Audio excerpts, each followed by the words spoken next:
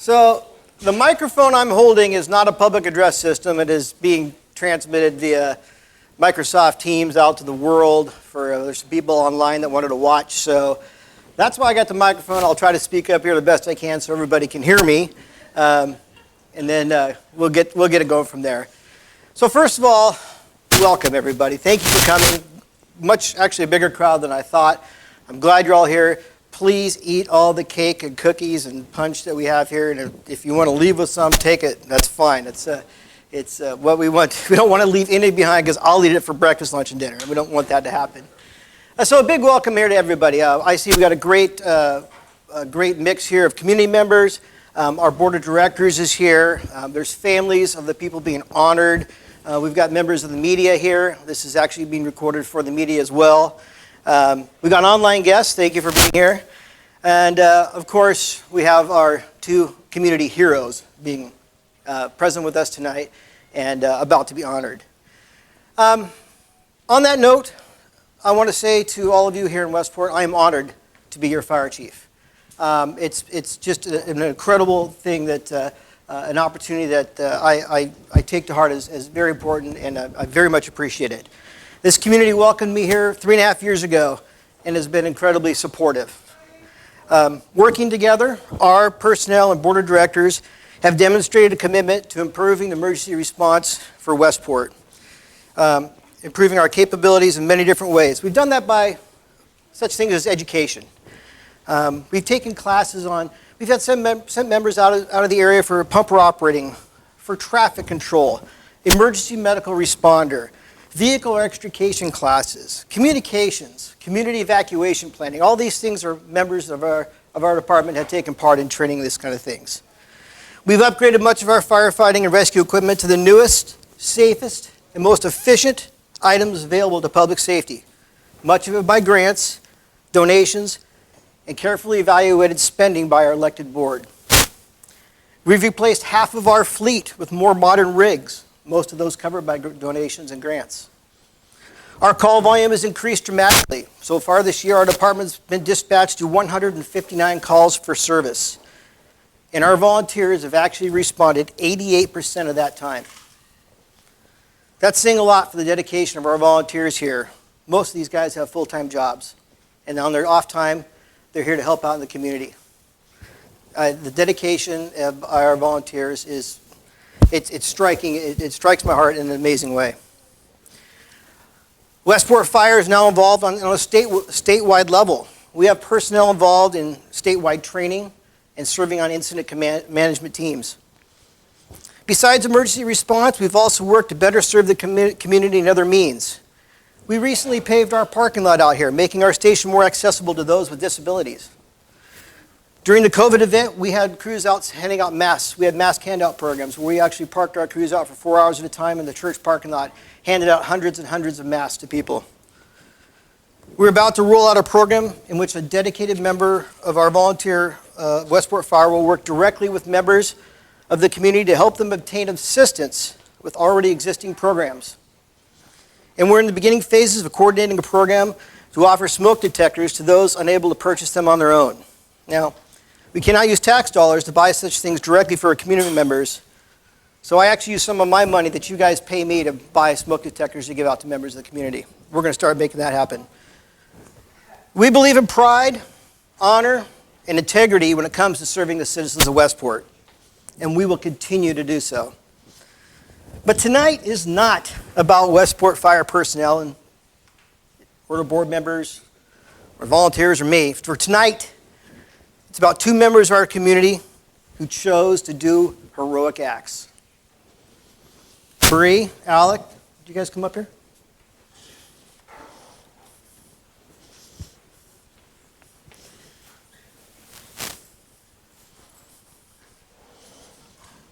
I'd like to introduce Bree Hendricks, Brianne, but she goes by Bree, and Alec Hansen. Now let me tell you a story. Let me tell you a story about the incredible actions that these guys took on July 10th. A little after midnight, Bree was asleep in her bed. She was awakened by what she described as a crying sound. At first she thought it was her son, but soon realized that it was coming from outside. She went outside, did not see anything, but continued to hear this crying sound. As she made her way farther outside, she saw a big fire coming from a house across the street and down a long driveway. Bree did not hesitate. She ran down the driveway towards the sound of crying. It was then that she saw what was making the sounds of those crying sounds. It was a woman on the front porch of her house, and flames were erupting around her. Once again, Bree did not hesitate. Knowing that the victim had only seconds before the fire was upon her, she ran into the intense heat, reached under the victim's arms and shoulders, and literally dragged the woman away from the porch, absolutely saving her life. That little thing did it.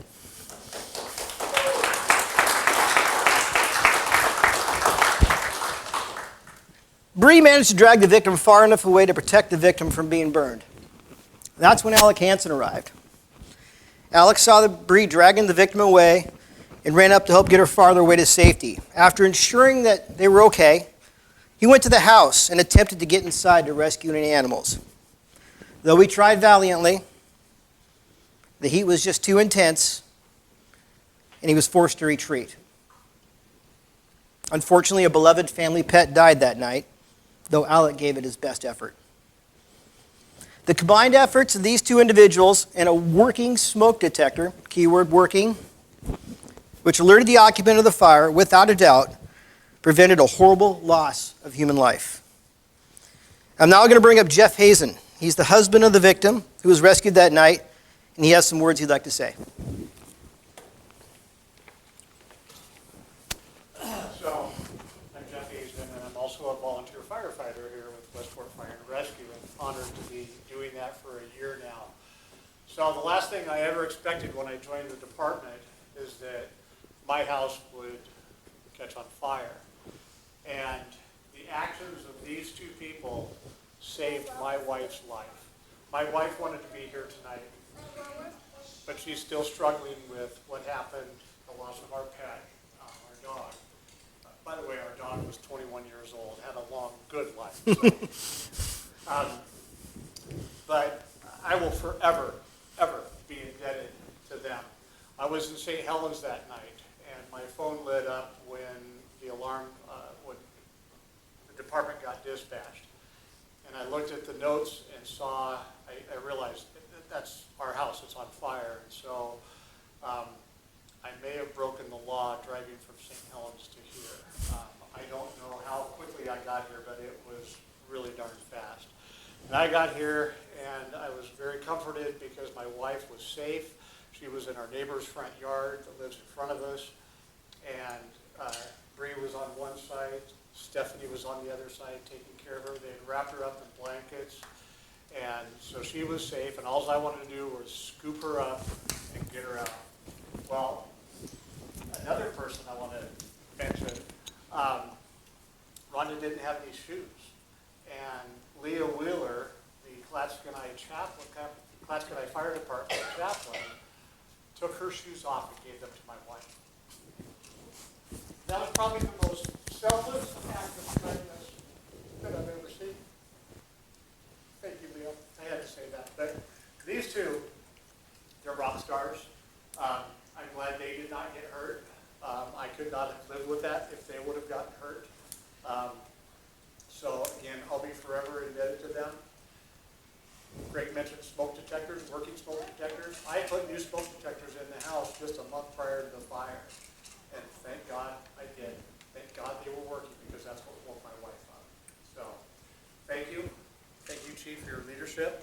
And thank you to my fellow firefighters for doing a great job that night and every day on being volunteers. Thank you, Jeff. We're not done yet. Webster's dictionary defines a hero as a person admired for achievements and noble qualities. Tonight, in this room, we walk among heroes. Heroes are made in the moment. Heroes never plan to be heroes. They receive that designation in the moment because they chose to do courageous, bold, selfless, and incredible acts all in the name of helping a stranger to live. As the fire chief of Westport Fire, I'm honored to present Bree and Alec with some plaques forever memorializing their efforts. The community deeply appreciates you and your efforts. So these plaques have something written on them. One says him and her, or one says him, one says her. I'm just going to read who's up first. Brianne's going to come up first here. I'm going to read it. They both say the same thing with different names, but let me go ahead and read this out loud here to you. This is what they look like. It says, Westport Fire and Rescue hereby honors Brianne, sorry, I had to put your full name on there, Brianne Hendricks, for her courageous and heroic acts while rescuing a victim from a house fire in Westport on July 10th, 2023. Without a doubt, your selfless acts of bravery prevented a tragic outcome. You are truly a hero, and your community is proud of you. Given this day, August 9th, 2023.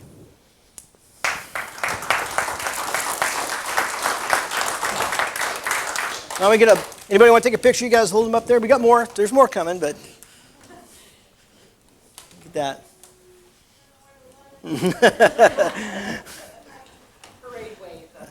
All right. So let's do this. We got a couple more things here. We have some. It's not the right time of year, but it will be eventually. We've got some vests that we made up for them here with our department logo on them. This one's for you, sir. This one is for you. You bet. And, of course, you know, everywhere you go, people got to have their own personalized coffee cups, so you guys get department coffee cups as well. There you go. Whatever you like. Now, I know I'm not going to put you on the spot if you don't want to be, but is there, you've got a bunch of people here that have your attention right now. Is there anything that you would like to say right now in front of these people? You don't have to. Bree, anything? Okay. Again, my deepest appreciation. We had the potential for a horrible, tragedy here in Westport. And because these two stepped up and did what they did and truly exhibited what heroes are all about, we didn't get that. We dodged a bullet thanks to these guys and their actions. So I want to thank everybody for coming and attending our ceremony tonight. I want to encourage anybody here that would like to become a part of this organization. We will take you in with open arms. Come see me. We have our fire drill every Monday night at 6:30 p.m.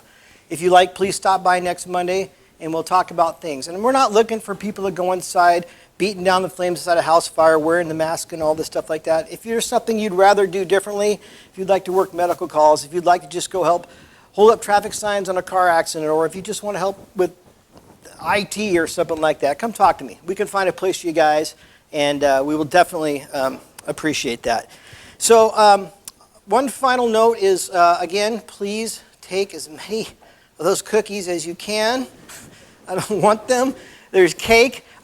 Is there anything from the audience that anybody, I don't want to ignore you guys, anything from the audience that you guys would like to say or talk about or anything like that?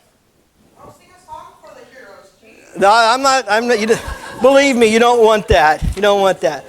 So that's about it for our formalities tonight. Thank you so much. For those of you interested, the Channel 2 and Channel 12 News both reached out to me. They asked me to record some videos, take some pictures and submit. So Channel 2 and Channel 12 News, I cannot guarantee you they're going to run anything, but they did. The Daily Astorian is here taking, or she's over there. She's got some, if she's got something she wants to do. And that's all I have. So immediately following this, we're going to start breaking things down here. We're going to move into our regularly scheduled board meeting, which occurs every second Wednesday of every month. That's when your elected board of directors gets together and talks about the goings-ons in the fire department. I give them some reports on things. We pay our bills and make some big executive decisions. It's a public meeting. If you'd like to stay, you're more than welcome to do. We're going to start transitioning to that meeting right now. Anything from anybody else? You guys, let me shake your hand. Thank you. Thank you so much. And you got to talk to me. I want to talk to you some more about being a part of this. Thanks, Alec.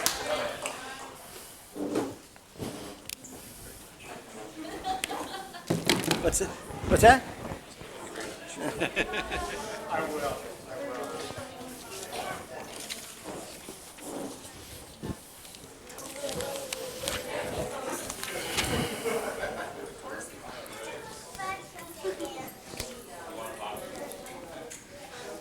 All right. We'll get set up here real quick. Fall down perfectly right here. He puts his Oh no! You should have come in. Coral's like, that plastic fell down in front of the sign. Oh no!